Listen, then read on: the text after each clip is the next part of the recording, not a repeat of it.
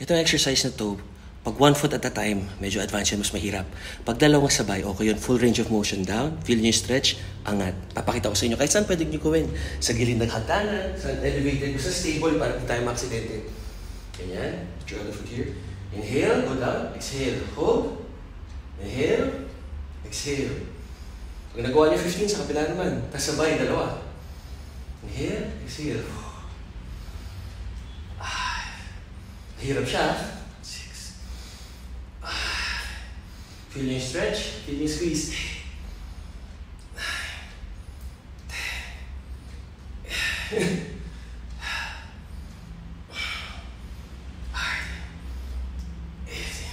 Sa kabila naman tayo.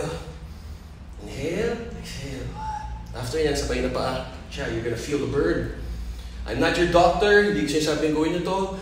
Ito lang yung natutunan ko. Para pwede nyo gawin.